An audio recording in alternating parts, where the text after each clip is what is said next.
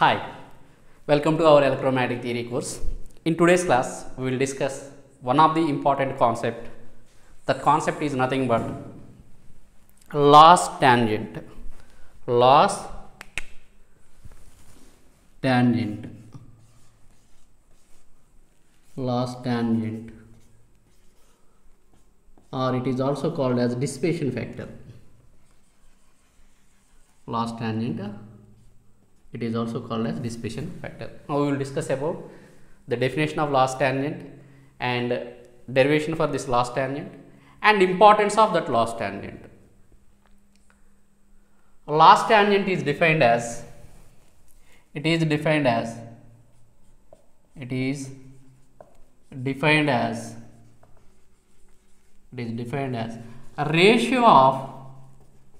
ratio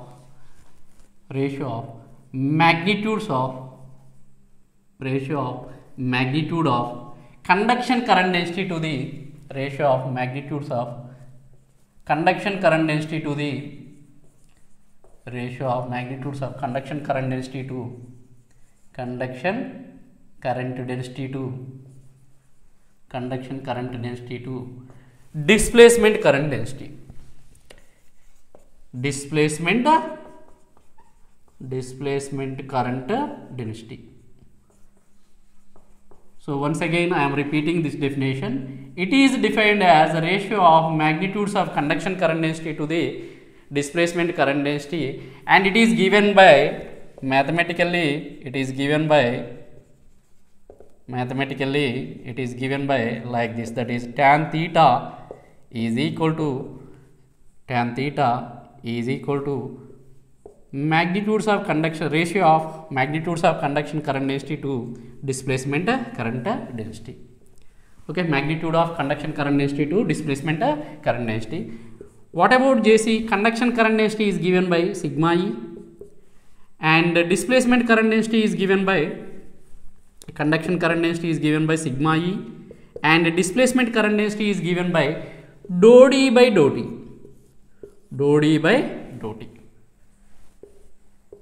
Now this can be written again like this, that is sigma into E. This can be right, that is epsilon. D is nothing but dou E by dou t, since D equal to what? Epsilon into E. Okay, so this dou D by dou t can be written as epsilon dou E by dou t. Now let us consider E as what?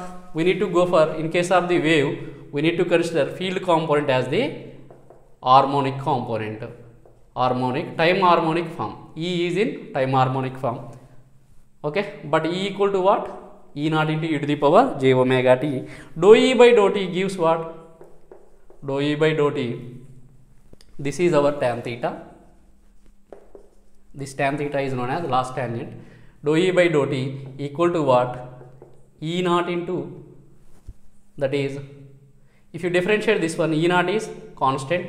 E to the power j omega, differentiation of e to the power j omega t is nothing but j omega t into j omega, that equal to what? J omega into E naught into e to the power j omega t is nothing but our E. So that's why this can be written as what? Therefore tan theta is equal to what? Substitute in this one, that is mod sigma E, and here epsilon dou E by dou t can be written as what? J omega into E. Now this one, this E cancelled out, as we can, okay, as we need to consider the magnitudes. So that is sigma by j omega epsilon. The magnitude of j omega epsilon is nothing but omega epsilon. So this is called as what? Loss tangent. So that's why tan theta equal to what? Sigma by omega epsilon, and theta is known as loss angle. Theta is known as what? Tan inverse of sigma by omega epsilon. It implies theta is called as what? Loss angle. This is loss tangent. This is called as what? Loss tangent. And this theta is called as what? Loss angle. This theta is called as what?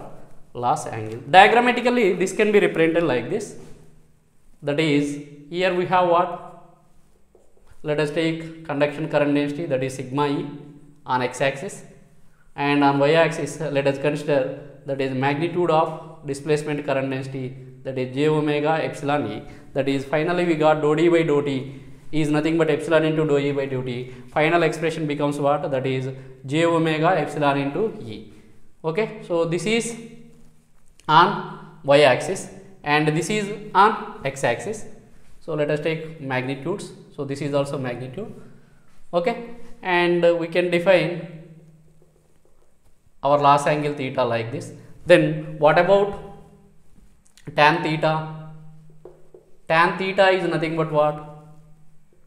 This is the resultant vector. So it is our, so these two are vectors, conduction current density and displacement current density are vectors. So it is what? Our j omega epsilon E, so displacement current density, and this is conduction current density, that is sigma E. Then tan theta is nothing but what? Opposite side by adjacent side. What is opposite here? Opposite is sigma E, that is mod sigma E, and adjacent one is what? Adjacent for this one is nothing but mod j omega epsilon E.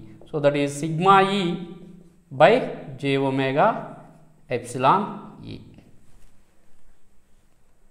Okay, so that equal to what? Tan theta. That is what? Our tan theta. Okay, this tan theta is called as what? Loss tangent, and theta is called as what? Loss angle. Of course, this tan theta also called as loss tangent is also called as ORR, dissipation factor. It is also called as what? Dissipation factor. Now, what is the importance of this loss tangent? That is, tan theta is nothing but what? Sigma by omega epsilon. If sigma by omega epsilon is greater than 1, so greater than 1, in that case, that means if it is large, it indicates what? Material is, given material is good conductor. Given material is good conductor. And if sigma by omega epsilon is less than 1, material is good dielectric. Good dielectric. That means what? If you know the operating frequency, and conductivity and permittivity of the material, then we can decide the given material either good dielectric or good conductor based on this ratio, that is sigma by omega epsilon. Okay, so in addition to conductivity, the nature of the material means the property of the material not only depend upon this conductivity of the material, it also depends upon the operating frequency. Suppose if you go for higher frequencies, that means if omega is greater than sigma, okay, so that means suppose for the given values of sigma and epsilon, if you go for high frequencies, in that case what? Omega is greater than, okay, if you go for high frequencies, that means it is in the denominator. In that case, it becomes like this. That means sometimes a conductor may behave as dielectric if you go for higher frequencies. For the lower frequencies, a dielectric may act as the good conductor for very low frequencies. Okay, in addition to conductivity, the property of the material means the behavior of the material not only depends upon that conductivity, it also depends upon the operating frequency. That is the importance of loss tangent. If you have sigma by omega epsilon less than 1, it is good dielectric. If you have sigma by omega epsilon greater than 1, that is good conductor. It is good conductor, it is good dielectric. To decide either the given material is good dielectric and good conductor, we need to determine what? This dissipation factor or loss tangent. This is all about the importance and the definition of our loss tangent. We will meet in next class. Thank you.